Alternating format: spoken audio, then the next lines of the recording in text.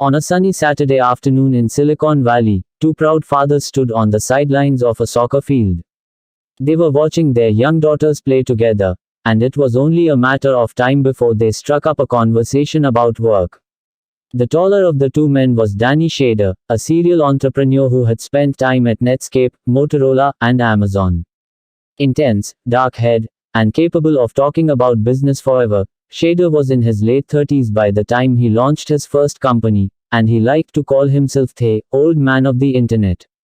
He loved building companies, and he was just getting his fourth startup off the ground.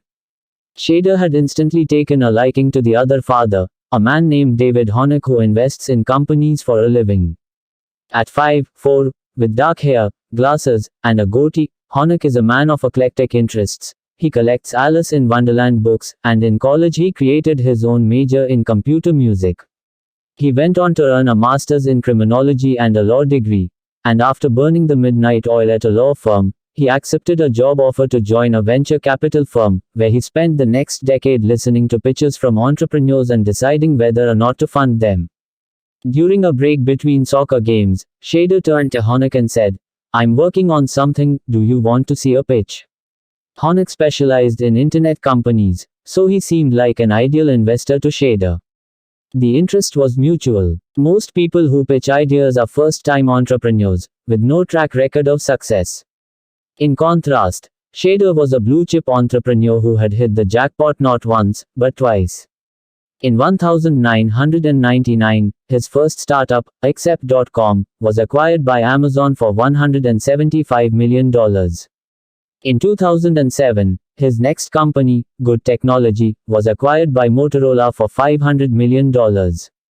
Given Shader's history, Honeck was eager to hear what he was up to next. A few days after the soccer game, Shader drove to Honeck's office and pitched his newest idea. Nearly a quarter of Americans have trouble making online purchases because they don't have a bank account or credit card, and Shader was proposing an innovative solution to this problem. Honeck was one of the first venture capitalists to hear the pitch, and right off the bat, he loved it. Within a week, he put Shader in front of his partners and offered him a term sheet. He wanted to fund Shader's company. Although Honeck had moved fast, Shader was in a strong position. Given Shader's reputation, and the quality of his idea, Honeck knew plenty of investors would be clamoring to work with Shader. "You're really the only investor giving an entrepreneur a term sheet," Honeck explains. "You're competing with the best venture capital firms in the country, and trying to convince the entrepreneur to take your money instead of theirs." The best way for Honeck to land the investment was to set a deadline for Shader to make his decision. If Honeck made a compelling offer with a short fuse, Shader might sign it before he had the chance to pitch to other investors. This is what many venture capitalists do to stack the odds in their favor. But Honeck didn't give Shader a deadline. In fact, he practically invited Shader to shop his offer around to other investors. Honeck believed that entrepreneurs need time to evaluate their options, so as a matter of principle, he refused to present exploding offers. "Take as much time as you need to make the right decision," he said. Although Honeck hoped Shader would conclude that the right decision was to sign with him, he put Shader's best interests ahead of his own, giving Shader space to explore other options. Shader did just that. He spent the next few weeks pitching his idea to other investors. In the meantime, Honeck wanted to make sure he was still a strong contender, so he sent Shader his most valuable resource, a list of 40 references who could attest to Honeck's caliber as an investor. Honeck knew that entrepreneurs look for the same attributes in investors that we all seek in financial advisors: competence and trustworthiness. When entrepreneurs sign with an investor, the investor joins their board of directors and provides expert advice. Honeck's list of references reflected the blood, sweat, and tears that he had devoted to entrepreneurs over the course of more than a decade in the venture business. He knew they would vouch for his skill and his character. A few weeks later, Honeck's phone rang. It was Shader, ready to announce his decision. "I'm sorry," Shader said, "but I'm signing with another investor." The financial terms of the offer from Honeck and the other investor were virtually identical, so Honeck's list of 40 references should have given him an advantage. And after speaking with the references, it was clear to Shader that Honeck was a great guy. But it was this very same spirit of generosity that doomed Honeck's case. Shader worried that Honeck would spend more time encouraging him than challenging him. Honeck might not be tough enough to help Shader start a successful business, and the other investor had a reputation for being a brilliant advisor who questioned and pushed entrepreneurs. Shader walked away thinking, I should probably add somebody to the board who will challenge me more. Honeck is so affable that I don't know what he'll be like in the boardroom. When he called Honeck, he explained, my heart said to go with you, but my head said to go with them. I decided to go with my head instead of my heart. Honeck was devastated, and he began to second-guess himself. Am I a dope? If I had applied pressure to take the term sheet, maybe he would have taken it. But I've spent a decade building my reputation so this wouldn't happen. How did this happen? David Honeck learned his lesson the hard way: good guys finish last. Or do they? According to conventional wisdom, highly successful people have three things in common: motivation, ability, and opportunity. If we want to succeed, we need a combination of hard work, talent, and luck. The story of Danny Shader and David Honeck highlights a fourth ingredient, one that's critical but often neglected. Success depends heavily on how we approach our interactions with other people. Every time we interact with another person at work, we have a choice to make. Do we try to claim as much value as we can, or contribute value without worrying about what we receive in return? As an organizational psychologist and Wharton professor, I've dedicated more than 10 years of my professional life to studying these choices at organizations ranging from Google to the US Air Force, and it turns out that they have staggering consequences for success. Over the past 3 decades, in a series of groundbreaking studies, social scientists have discovered that people differ dramatically in their preferences for reciprocity, their desired mix of taking and giving.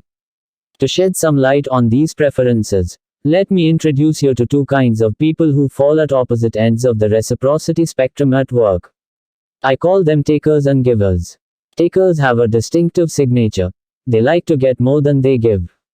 They tilt reciprocity in their own favor, putting their own interests ahead of others' needs. Takers believe that the world is a competitive, dog-eat-dog place. They feel that to succeed, they need to be better than others. To prove their competence, they self-promote and make sure they get plenty of credit for their efforts. Garden variety takers aren't cruel or cutthroat, they're just cautious and self-protective. If I don't look out for myself first, takers think, no one will. Had David Honeck been more of a taker, he would have given Danny Shader a deadline, putting his goal of landing the investment ahead of Shader's desire for a flexible timeline. But Honeck is the opposite of a taker, he's a giver. In the workplace, givers are a relatively rare breed. They tilt reciprocity in the other direction, preferring to give more than they get. Whereas takers tend to be self-focused, evaluating what other people can offer them, givers are other-focused, paying more attention to what other people need from them. These preferences aren't about money. Givers and takers aren't distinguished by how much they donate to charity or the compensation that they command from their employers. Rather, givers and takers differ in their attitudes and actions toward other people. If you're a taker, you help others strategically, when the benefits to you outweigh the personal costs. If you're a giver, you might use a different cost-benefit analysis. You help whenever the benefits to others exceed the personal costs. Alternatively, you might not think about the personal costs at all, helping others without expecting anything in return. If you're a giver at work, you simply strive to be generous in sharing your time, energy, knowledge, skills, ideas, and connections with other people who can benefit from them. It's tempting to reserve the giver label for larger-than-life heroes such as Mother Teresa or Mahatma Gandhi, but being a giver doesn't require extraordinary acts of sacrifice. It just involves a focus on acting in the interests of others, such as by giving help, providing mentoring, sharing credit, or making connections for others. Outside the workplace, this type of behavior is quite common. According to research led by Yale psychologist Margaret Clark, most people act like givers in close relationships. In marriages and friendships, we contribute whenever we can without keeping score. But in the workplace, give and take becomes more complicated. Professionally, few of us act purely like givers or takers, adopting a third style instead. We become matchers, striving to preserve an equal balance of giving and getting. Matchers operate on the principle of fairness. When they help others, they protect themselves by seeking reciprocity. If you're a matcher, you believe in tit for tat, and your relationships are governed by even exchanges of favors. Giving, taking, and matching are three fundamental styles of social interaction, but the lines between them aren't hard and fast. You might find that you shift from one reciprocity style to another as you travel across different work roles and relationships. Asterisk. It wouldn't be surprising if you act like a taker when negotiating your salary, a giver when mentoring someone with less experience than you, and a matcher when sharing expertise with a colleague. But evidence shows that at work, the vast majority of people develop a primary reciprocity style, which captures how they approach most of the people most of the time. And this primary style can play as much of a role in our success as hard work, talent, and luck. In fact, the patterns of success based on reciprocity styles are remarkably clear. If I asked you to guess who's the most likely to end up at the bottom of the success ladder, what would you say? Takers, givers, or matchers? Professionally, all three reciprocity styles have their own benefits and drawbacks. But there's one style that proves more costly than the other two. Based on David Honeck's story, you might predict that givers achieve the worst results, and you'd be right. Research demonstrates that givers sink to the bottom of the success ladder. Across a wide range of important occupations, givers are at a disadvantage. They make others better off but sacrifice their own success in the process. In the world of engineering, the least productive and effective engineers are givers. In one study, when more than 160 professional engineers in California rated one another on help given and received, the least successful engineers were those who gave more than they received. These givers had the worst objective scores in their firm for the number of tasks, technical reports, and drawings completed, not to mention errors made, deadlines missed, and money wasted. Going out of their way to help others prevented them from getting their own work done. The same pattern emerges in medical school.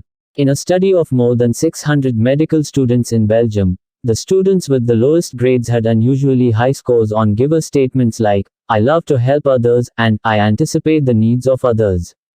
The givers went out of their way to help their peers study, sharing what they already knew at the expense of filling gaps in their own knowledge, and it gave their peers a leg up at test time. Salespeople are no different. In a study I led of salespeople in North Carolina, compared with takers and matchers, givers brought in 2.5 times less annual sales revenue. They were so concerned about what was best for their customers that they weren't willing to sell aggressively. Across occupations, it appears that givers are just too caring, too trusting, and too willing to sacrifice their own interests for the benefit of others. There's even evidence that compared with takers, on average, givers earn 14% less money, have twice the risk of becoming victims of crimes, and are judged as 22% less powerful and dominant. So if givers are most likely to land at the bottom of the success ladder, who's at the top, takers or matchers? Neither. When I took another look at the data, I discovered a surprising pattern: it's the givers again. As we've seen, the engineers with the lowest productivity are mostly givers. But when we look at the engineers with the highest productivity, the evidence shows that they're givers too. The California engineers with the best objective scores for quantity and quality of results are those who consistently give more to their colleagues than they get. The worst performers and the best performers are givers. Takers and matchers are more likely to land in the middle. This pattern holds up across the board. The Belgian medical students with the lowest grades have unusually high giver scores, but so do the students with the highest grades. Over the course of medical school, being a giver accounts for 11% higher grades. Even in sales, I found that the least productive salespeople had 25% higher giver scores than average performers, but so did the most productive salespeople. The top performers were givers, and they averaged 50% more annual revenue than the takers and matchers. Givers dominate the bottom and the top of the success ladder.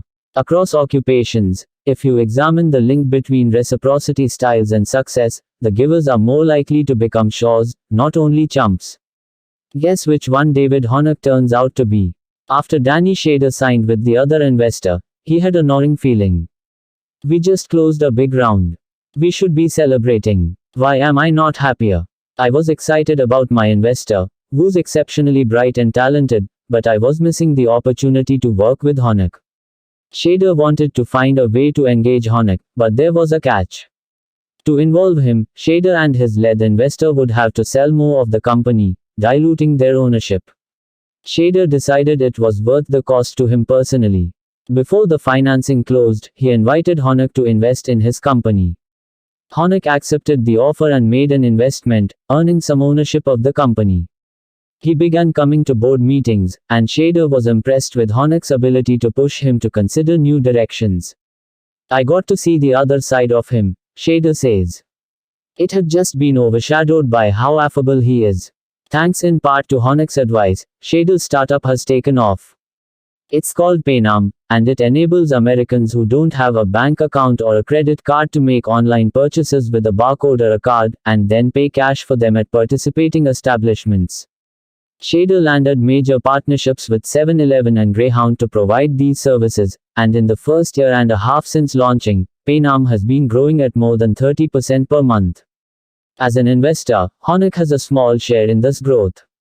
Honeck has also added Shader to his list of references, which is probably even more valuable than the deal itself. When entrepreneurs call to ask about Honeck, Shader tells them, "You may be thinking he's just a nice guy, but he's a lot more than that. He's phenomenal, super hardworking and very courageous. He can be both challenging and supportive at the same time.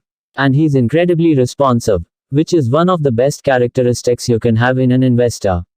He'll get back to you any hour, day or night quickly, on anything that matters." The payoff for Honeck was not limited to the single deal on PayNam. After seeing Honeck in action, Shader came to admire Honeck's commitment to acting in the best interests of entrepreneurs, and he began to set Honeck up with other investment opportunities. In one case, after meeting the CEO of a company called Rocket Lawyer, Shader recommended Honeck as an investor. Although the CEO already had a term sheet from another investor, Honeck ended up winning the investment. Although he recognizes the downsides, David Honeck believes that operating like a giver has been a driving force behind his success in venture capital. Honeck estimates that when most venture capitalists offer term sheets to entrepreneurs, they have a signing rate near 50%. If you get half of the deals you offer, you're doing pretty well.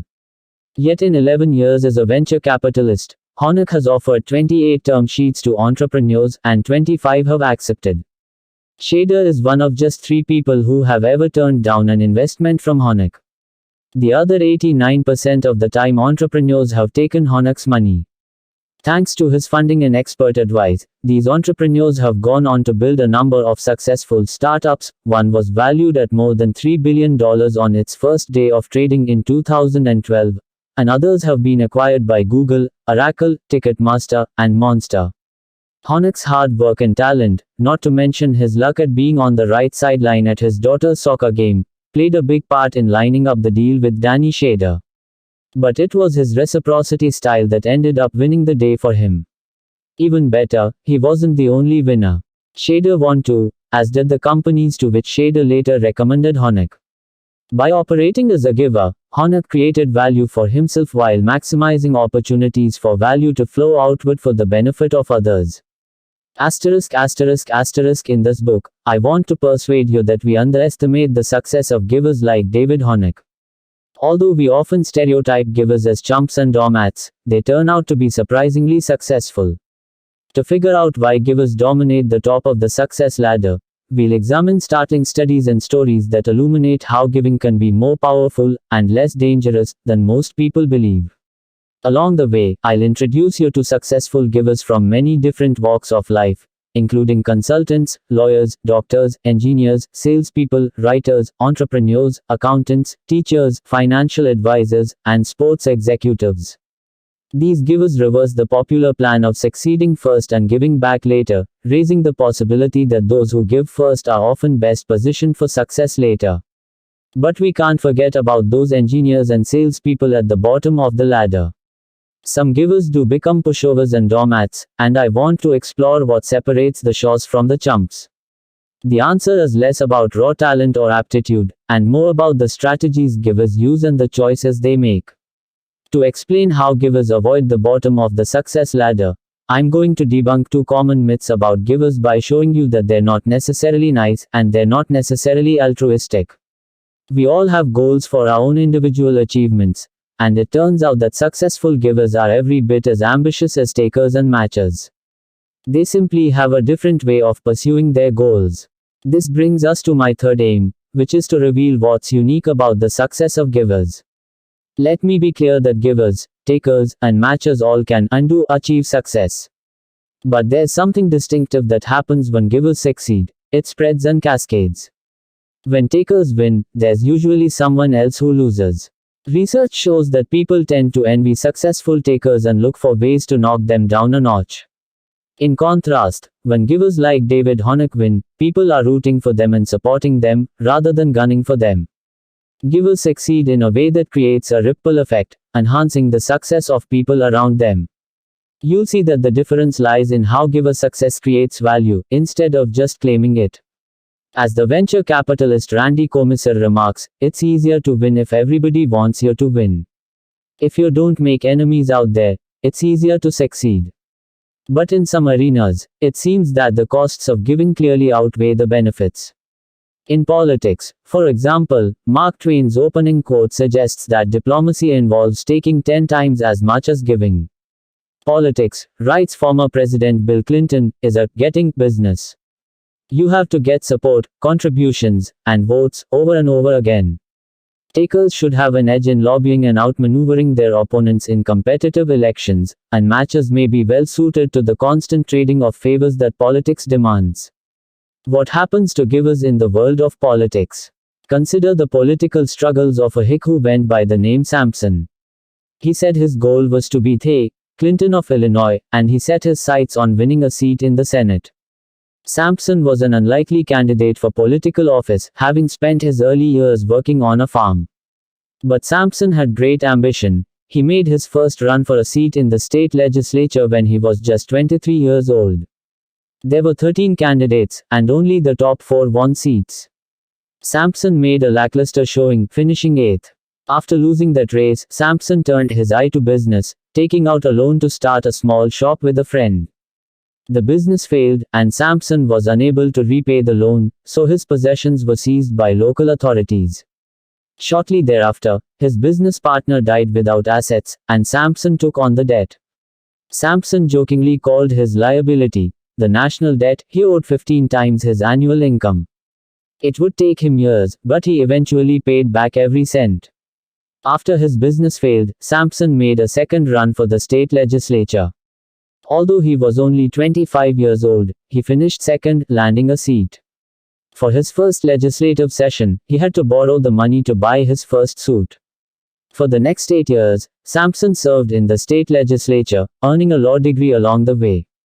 Eventually, at age 45, he was ready to pursue influence on the national stage. He made a bid for the Senate. Samson knew he was fighting an uphill battle. He had 2 primary opponents, James Shields and Lyman Trumbull. Both had been state Supreme Court justices, coming from backgrounds far more privileged than Samson's. Shields, the incumbent running for re-election, was the nephew of a congressman. Trumbull was the grandson of an eminent Yale-educated historian. By comparison, Samson had little experience or political clout. In the first poll, Samson was a surprise front-runner, with 44% support. Shields was close behind at 41%, and Trumbull was a distant third at 5%. In the next poll, Samson gained ground, climbing to 47% support. But the tide began to turn when a new candidate entered the race, the state's current governor, Joel Mattison. Mattison was popular, and he had the potential to draw votes from both Samson and Trumbull.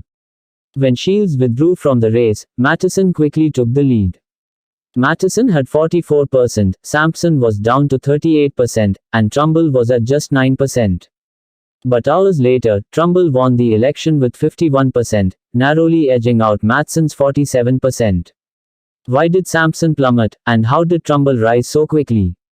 The sudden reversal of their positions was due to a choice made by Samson, who seemed plagued by pathological giving. When Mattison entered the race, Samson began to doubt his own ability to garner enough support to win. He knew that Trumbull had a small but loyal following who would not give up on him. Most people in Samson's shoes would have lobbied Trumbull's followers to jump ship. After all, with just 9% support, Trumbull was a long shot. But Samson's primary concern wasn't getting elected. It was to prevent Matheson from winning. Samson believed that Matheson was engaging in questionable practices. Some onlookers had accused Matheson of trying to bribe influential voters. At minimum, Samson had reliable information that some of his own key supporters had been approached by Matheson. If it appeared that Samson would not stand a chance, Matheson argued, the voters should shift their loyalties and support him. Samson's concerns about Matheson's methods and motives proved prescient.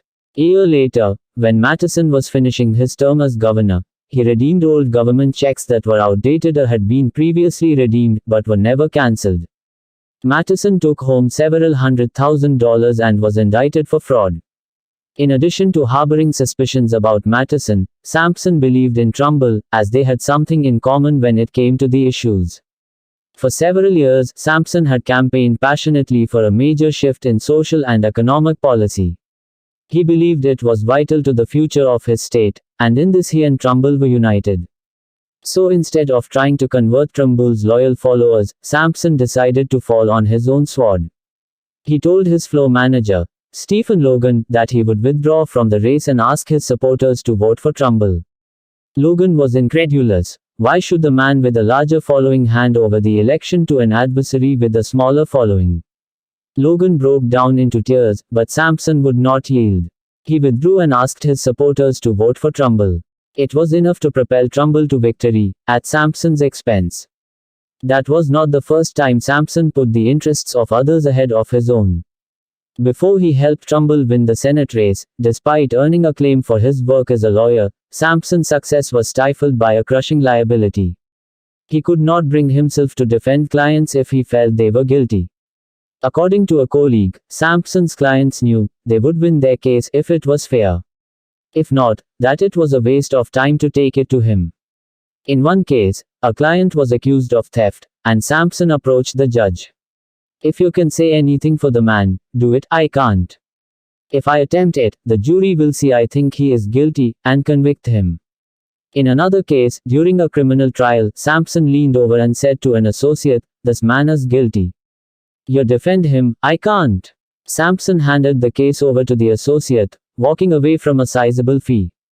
These decisions earned him respect, but they raised questions about whether he was tenacious enough to make tough political decisions. Samson comes very near being a perfect man, said one of his political rivals. He lacks but one thing. The rival explained that Samson was unfit to be trusted with power, because his judgment was too easily clouded by concern for others. In politics, operating like a giver put Samson at a disadvantage. His reluctance to put himself first cost him the Senate election, and left onlookers wondering whether he was strong enough for the unforgiving world of politics. Trumbull was a fierce debater, Samson was a pushover. I regret my defeat, Samson admitted, but he maintained that Trumbull's election would help to advance the causes they shared. After the election, a local reporter wrote that in comparison with Samson, Trumbull was a man of more real talent and power. But Samson wasn't ready to step aside forever. 4 years after helping Lyman Trumbull win the seat, Samson ran for the Senate again. He lost again. But in the weeks leading up to the vote, one of the most outspoken supporters of Samson's was none other than Lyman Trumbull. Samson's sacrifice had earned goodwill, and Trumbull was not the only adversary who became an advocate in response to Samson's giving. In the first Senate race, when Samson had 47% of the vote and seemed to be on the brink of victory, a Chicago lawyer and politician named Norman Judd led a strong 5% who would not waver in their loyalty to Trumbull. During Samson's second Senate bid, Judd became a strong supporter. 2 years later, after 2 failed Senate races, Samson finally won his first election at the national level. According to one commentator, Judd never forgot Samson's generous behavior and did more than anyone else to secure Samson's nomination. In 1999, C-SPAN, the cable TV network that covers politics, polled more than 1,000 knowledgeable viewers. They rated the effectiveness of Samson and 36 other politicians who vied for similar offices. Samson came out at the very top of the poll, receiving the highest evaluations. Despite his losses, he was more popular than any other politician on the list. You see, Samson's ghost was a pen name that the Hick used in letters. His real name was Abraham Lincoln. In the 1830s, Lincoln was striving to be the DeWitt Clinton of Illinois, referencing a U.S. Senator and New York governor who spearheaded the construction of the Erie Canal. When Lincoln withdrew from his first Senate race to help Lyman Trumbull win the seat, they shared a commitment to abolishing slavery. From emancipating slaves, to sacrificing his own political opportunities for the cause, to refusing to defend clients who appeared to be guilty, Lincoln consistently acted for the greater good. When experts in history, political science, and psychology rated the presidents, they identified Lincoln as a clear giver. Even if it was inconvenient, Lincoln went out of his way to help others, wrote to experts, demonstrating obvious concern for the well-being of individual citizens. It is noteworthy that Lincoln is seen as one of the least self-centered, egotistical, boastful presidents ever. In independent ratings of presidential biographies, Lincoln scored in the top 3, along with Washington and Fillmore, in giving credit to others and acting in the best interests of others. In the words of a military general who worked with Lincoln, he seemed to possess more of the elements of greatness, combined with goodness, than any other. In the Oval Office, Lincoln was determined to put the good of the nation above his own ego. When he won the presidency in 1860, he invited the 3 candidates whom he defeated for the Republican nomination to become his Secretary of State, Secretary of the Treasury, and Attorney General. In Team of Rivals, the historian Doris Kearns Goodwin documents how unusual Lincoln's cabinet was. Every member of the administration was better known, better educated, and more experienced in public life than Lincoln. Their presence in the cabinet might have threatened to eclipse the obscure prairie lawyer. In Lincoln's position, a taker might have preferred to protect his ego and power by inviting yes men to join him. A matcher might have offered appointments to allies who had supported him. Yet Lincoln invited his bitter competitors instead. "We needed the strongest men of the party in the cabinet," Lincoln told an incredulous reporter. "I had no right to deprive the country of their services." Some of these rivals despised Lincoln, and others viewed him as incompetent, but he managed to win them all over. According to Kearns Goodwin, Lincoln's success in dealing with the strong egos of the men in his cabinet suggests that in the hands of a truly great politician the qualities we generally associate with decency and morality, kindness, sensitivity, compassion, honesty, and empathy, can also be impressive political resources. If politics can be fertile ground for givers, it's possible that givers can succeed in any job. Whether giving is effective, though, depends on the particular kind of exchange in which it's employed. This is one important feature of giving to keep in mind as we move through the ideas in this book. On any particular morning, giving may well be incompatible with success. In purely zero-sum situations and win-lose interactions, giving rarely pays off. This is a lesson that Abraham Lincoln learned each time he chose to give to others at his own expense. "If I have one vice," Lincoln said, "and I can call it nothing else, it is not to be able to say no." But most of life isn't zero-sum, and on balance, people who choose giving as their primary reciprocity style end up reaping rewards. For Lincoln, like David Hockney, seemingly self-sacrificing decisions ultimately worked to his advantage. When we initially concluded that Lincoln and Hockney lost, we hadn't stretched the time horizons out far enough. It takes time for givers to build goodwill and trust, but eventually, they establish reputations and relationships that enhance their success. In fact, you'll see that in sales and medical school, the giver advantage grows over time. In the long run, giving can be every bit as powerful as it is dangerous. As Chip Conley, the renowned entrepreneur who founded Joie de Vivre Hotels, explains, being a giver is not good for a 100-yard dash, but it's valuable in a marathon. In Lincoln's era, the marathon took a long time to run. Without telephones, the internet, and high-speed transportation, building relationships and reputations was a slow process. In the old world, you could send a letter, and no one knew, Conley says. Conley believes that in today's connected world, where relationships and reputations are more visible, givers can accelerate their pace. You no longer have to choose, says Bobby Silton, the former president of Dockers, who now runs global social and environmental responsibility for Gap Inc. You can be a giver and be successful. The fact that the long run is getting shorter isn't the only force that makes giving more professionally productive today. We live in an era when massive changes in the structure of work, and the technology that shapes it, have further amplified the advantages of being a giver.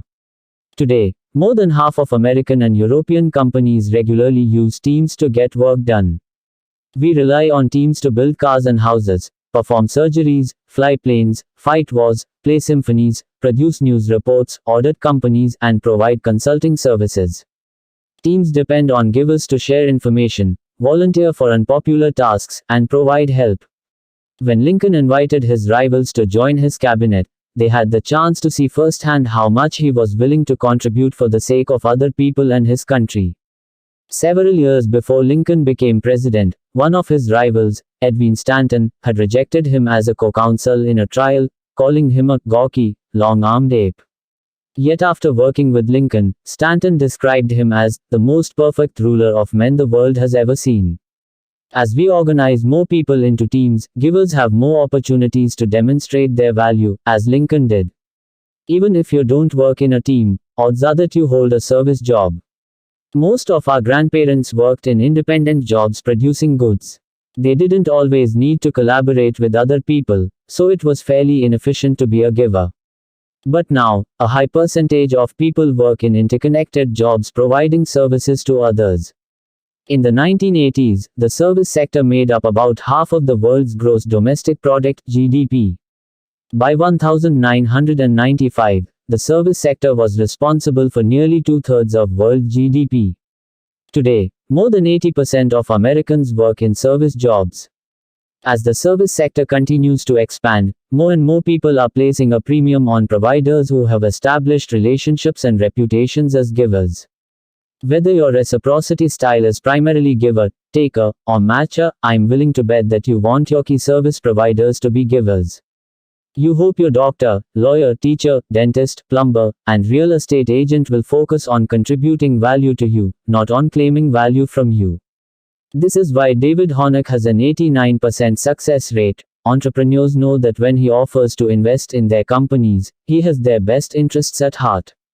Whereas many venture capitalists don't consider unsolicited pitches, preferring to spend their scarce time on people and ideas that have already shown promise, Honeck responds personally to emails from complete strangers. I'm happy to be as helpful as I can independent of whether I have some economic interest, he says. According to Honeck, a successful venture capitalist is a service provider. Entrepreneurs are not here to serve venture capitalists. We are here to serve entrepreneurs. The rise of the service economy sheds light on why givers have the worst grades and the best grades in medical school. In the study of Belgian medical students, the givers earned significantly lower grades in their first year of medical school. The givers were at a disadvantage, and the negative correlation between giver scores and grades was stronger than the effect of smoking on the odds of getting lung cancer. But that was the only year of medical school in which the givers underperformed. By their second year, the givers had made up the gap. They were now slightly outperforming their peers. By the sixth year, the givers earned substantially higher grades than their peers. A giver style, measured 6 years earlier, was a better predictor of medical school grades than the effect of smoking on lung cancer rates and the effect of using nicotine patches on quitting smoking. By the 7th year of medical school, when the givers became doctors, they had climbed still further ahead.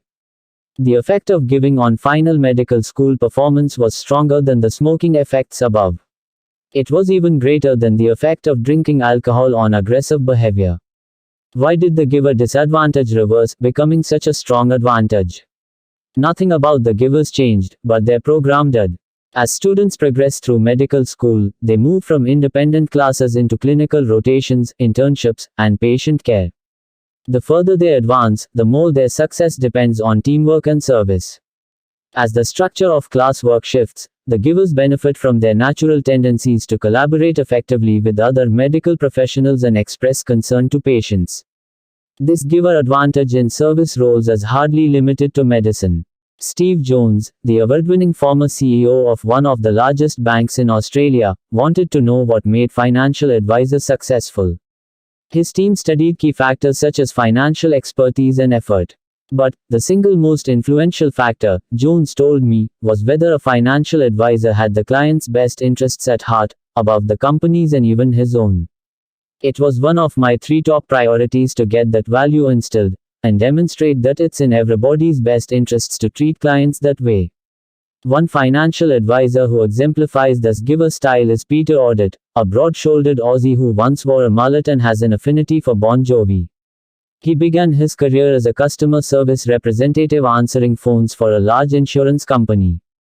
The first year after he was hired, Peter won the Personality of the Year award, beating out hundreds of other employees based on his passion for helping customers, and became the youngest department supervisor in the whole company. Years later, when Peter joined a group of 15 executives for a give-and-take exercise, the average executive offered help to 3 colleagues. Peter offered help to all 15 of them. He is such a giver that he even tries to help the job applicants he doesn't hire, spending hours making connections for them to find other opportunities. In 2011, when Peter was working as a financial advisor, he received a call from an Australian client. The client wanted to make changes to a small superannuation fund valued at $70,000. A staff member was assigned to the client, but looked him up and saw that he was a scrap metal worker. Thinking like a matcher, the staff member declined to make the visit. It was a waste of his time. It certainly wasn't worth Peter's time. He specialized in high net worth clients, whose funds were worth 1,000 times more money, and his largest client had more than $100 million. If you calculated the dollar value of Peter's time, the scrap metal workers fund was not even worth the amount of time it would take to drive out to his house. He was the tiniest client, and no one wanted to see him. It was beneath everybody, Peter reflects. But you can't just ignore someone because you don't think they're important enough. Peter scheduled an appointment to drive out to see the scrap metal worker and help him with the plan changes. When he pulled up to the house, his jaw dropped. The front door was covered in cobwebs and had not been opened in months. He drove around to the back, where a 34-year-old man opened the door. The living room was full of bugs, and he could see straight through to the roof. The entire ceiling had been ripped out. The client made a feeble gesture to some folding chairs, and Peter began working through the client's plan changes. Feeling sympathy for the client, who seemed like an earnest, hardworking blue-collar man, Peter made a generous offer. "While I'm here, why don't you tell me a bit about yourself and I'll see if there's anything else I can help you with." The client mentioned a love of cars, and walked him around back to a dingy shed. Peter braced himself for another depressing display of poverty, envisioning a pile of rusted metal. When Peter stepped inside the shed, he gasped. Spread out before him in immaculate condition were a first-generation Chevy Camaro, built in 1966. 2 vintage Australian Valiant cars with 1,000 horsepower engines for drag racing, a souped-up coupe utility car, and a Ford coupe from the movie Mad Max. The client was not a scrap metal worker. He owned a lucrative scrap metal business. He had just bought the house to fix it up. It was on 11 acres, and it cost $1.4 million. Peter spent the next year re-engineering the client's business, improving his tax position, and helping him renovate the house. "All I did was start out by doing a kindness," Peter notes. "When I got to work the next day, I had to laugh at my colleague who wasn't prepared to give a bit by driving out to visit the client." Peter went on to develop a strong relationship with the client, whose fees multiplied by a factor of 100 the following year, and expects to continue working with him for decades. Over the course of his career, giving has enabled Peter Audit to access opportunities that takers and matchers routinely miss, but it has also cost him dearly. As you'll see in Chapter 7, he was exploited by 2 takers who nearly put him out of business. Yet Peter managed to climb from the bottom to the top of the success ladder, becoming one of the more productive financial advisors in Australia. The key, he believes, was learning to harness the benefits of giving while minimizing the costs. As a managing director at Genesis Wealth Advisors, he managed to rescue his firm from the brink of bankruptcy and turn it into an industry leader, and he chalks his success up to being a giver.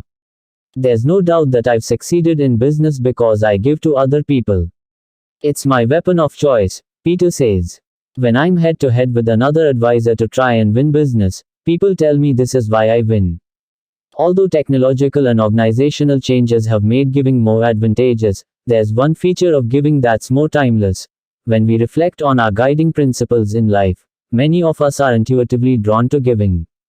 Over the past 3 decades, the esteemed psychologist Shalom Schwartz has studied the values and guiding principles that matter to people in different cultures around the world. One of his studies surveyed reasonably representative samples of thousands of adults in Australia, Chile, Finland, France, Germany, Israel, Malaysia, the Netherlands, South Africa, Spain, Sweden, and the United States.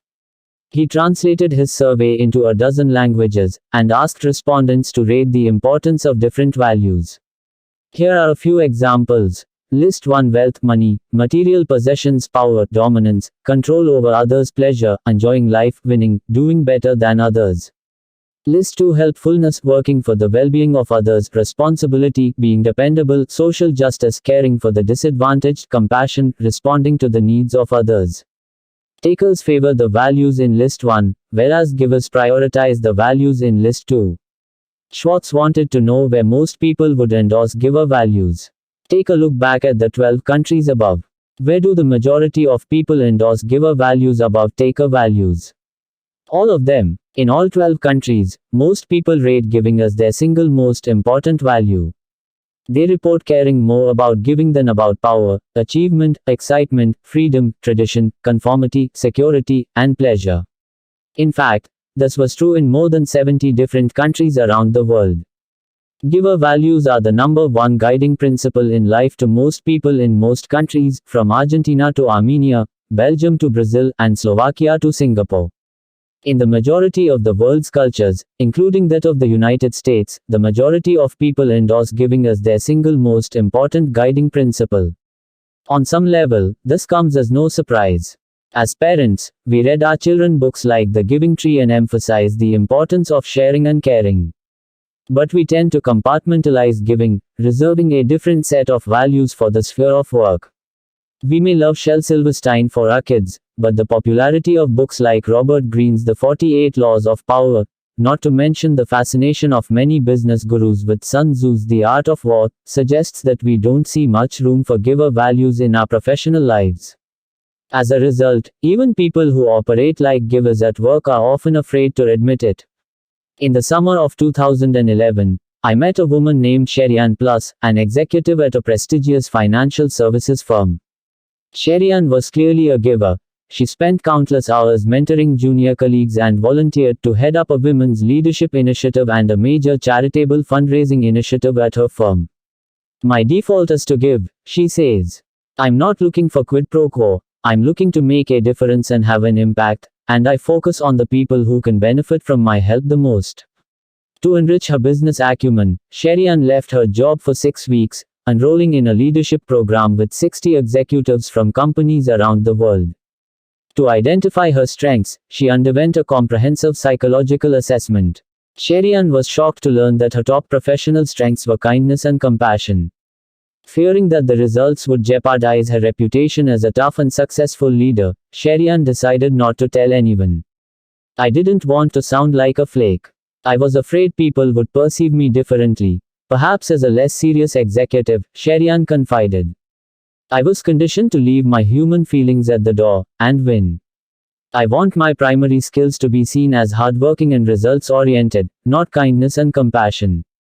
In business, sometimes you have to wear different masks. The fear of being judged as weak or naive prevents many people from operating like givers at work. Many people who hold giver values in life choose matching as their primary reciprocity style at work, seeking an even balance of give and take.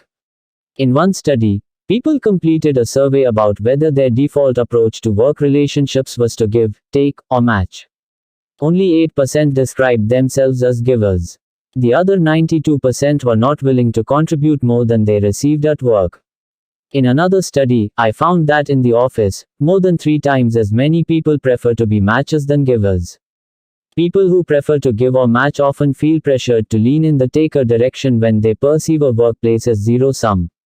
Whether it's a company with forced ranking systems, a group of firms vying to win the same clients, or a school with required grading curves and more demand than supply for desirable jobs, it's only natural to assume that peers will lean more toward taking than giving. When they anticipate self-interested behavior from others, explains the Stanford psychologist Dale Miller, people fear that they'll be exploited if they operate like givers, so they conclude that pursuing a competitive orientation is the rational and appropriate thing to do. There's even evidence that just putting on a business suit and analyzing a Harvard Business School case is enough to significantly reduce the attention that people pay to relationships and the interests of others. The fear of exploitation by takers is so pervasive, writes the Cornell economist Robert Frank, that, by encouraging us to expect the worst in others, it brings out the worst in us. Dreading the role of the chump, we are often loath to heed our nobler instincts. Giving is especially risky when dealing with takers, and David Honeck believes that many of the world's most successful venture capitalists operate like takers. They insist on disproportionately large shares of entrepreneurs' startups and claim undue credit when their investments prove successful. Honeck is determined to change these norms. When a financial planner asked him what he wanted to achieve in life, Honeck said that, above all, I want to demonstrate that success doesn't have to come at someone else's expense. In an attempt to prove it, Honeck has broken two of the most sacred rules in the venture business. In 2004, he became the first venture capitalist to start a blog. Venture capital was a black box, so Honeck invited entrepreneurs inside. He began to share information openly online, helping entrepreneurs to improve their pitches by gaining a deeper understanding of how venture capitalists think. Honeck's partners, and his firm's general counsel, discouraged him from doing it. Why would he want to give away trade secrets? If other investors read his blog, they could steal ideas without sharing any in return. The idea of a venture capitalist talking about what he was doing was considered insane, Honeck reflects. But I really wanted to engage in a conversation with a broad set of entrepreneurs and be helpful to them. His critics were right. Lots of venture capitalists ended up reading it. When I talked about specific companies I was excited about, getting deals became more competitive. But that was a price that Honeck was willing to pay. My focus was entirely on creating value for entrepreneurs, he says, and he has maintained the blog for the past 8 years. Honeck's second unconventional move was ignited by his frustration with dull speakers at conferences. Back in college, he had teamed up with a professor to run a speakers bureau so he could invite interesting people to campus. The lineup included the inventor of the game Dungeons & Dragons, the world yo-yo champion, and the animator who created the Wile E. Coyote and Roadrunner cartoon characters for Warner Bros. By comparison, speakers at venture capital and technology conferences weren't measuring up.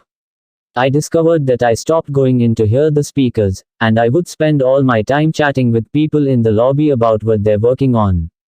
The real value of these events was the conversations and relationships that were created between people. What if a conference was about conversations and relationships, not content? In 2007, Honeck planned his first annual conference. It was called The Lobby, and the goal was to bring entrepreneurs together to share ideas about new media. Honeck was putting about $400,000 on the line, and people tried to talk him out of it. You could destroy your firm's reputation, they warned, hinting that if the conference failed, Honeck's own career might be ruined. But he pressed forward, and when it was time to send out invitations, Honeck did the unthinkable. He invited venture capitalists at rival firms to attend the conference. Several colleagues thought he was out of his mind. Why in the world would you let other venture capitalists come to the conference? They asked. If Honeck met an entrepreneur with a hot new idea at the lobby, he would have a leg up on landing the investment. Why would he want to give away his advantage and help his competitors find opportunities? Once again, Honeck ignored the naysayers. I want to create an experience to benefit everyone, not just me. One of the rival venture capitalists who attended liked the format so much that he created his own lobby-style conference, but he didn't invite Honeck or any other venture capitalists. His partners wouldn't let him. Nevertheless, Honeck kept inviting venture capitalists to the lobby.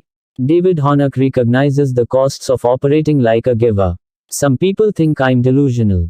They believe the way you achieve is by being a taker, he says. If he were more of a taker, He probably wouldn't accept unsolicited pitches, respond personally to emails, share information with competitors on his blog, or invite his rivals to benefit from the lobby conference. He would protect his time, guard his knowledge, and leverage his connections more carefully. And if he were more of a matcher, he would have asked for quid pro quo with the venture capitalist who attended the lobby but didn't invite Honeck to his own conference. But Honeck pays more attention to what other people need than to what he gets from them. Honeck has been extremely successful as a venture capitalist while living by his values, and he's widely respected for his generosity.